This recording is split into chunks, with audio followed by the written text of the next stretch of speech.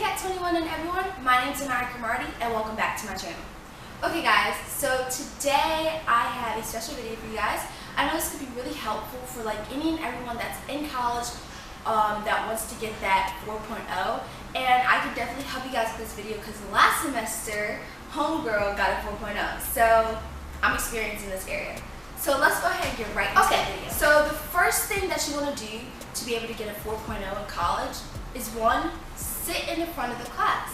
You're more likely to get called on, so it makes you like pay attention more, and it helped me a lot sitting in the front because I understood more, I saw the board better, I was able to take notes even better. So first step is to sit in the front. Okay, number 2 goes for when the semester starts.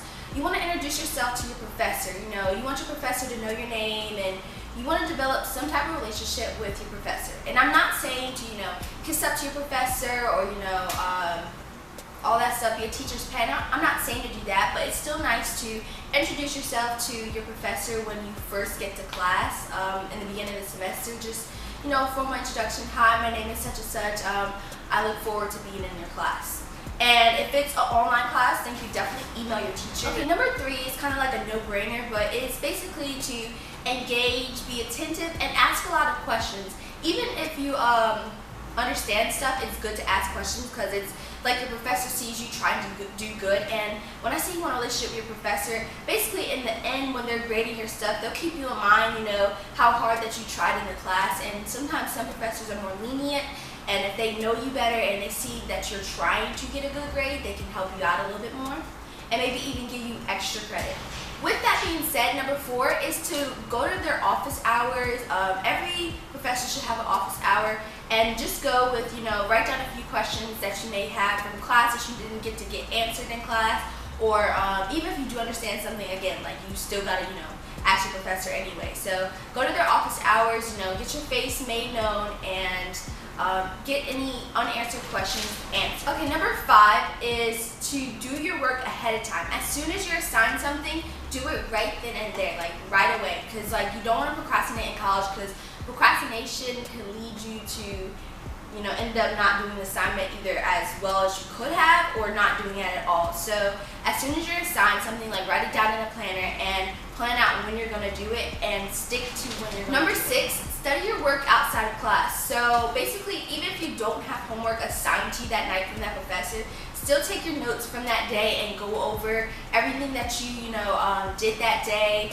Read your resources, so those textbooks that you paid so much money for that you may not even be using, use them like on your own time and stuff. Study your work outside of your class. So the next thing is to meet with people outside of the class that you can study with. It's great to study on Sundays because it's like nobody's really doing nothing, nobody's partying, they're relaxing that day. So meeting someone at the library to study for a class can really help. And with that being said, make sure you there's an app called GroupMe.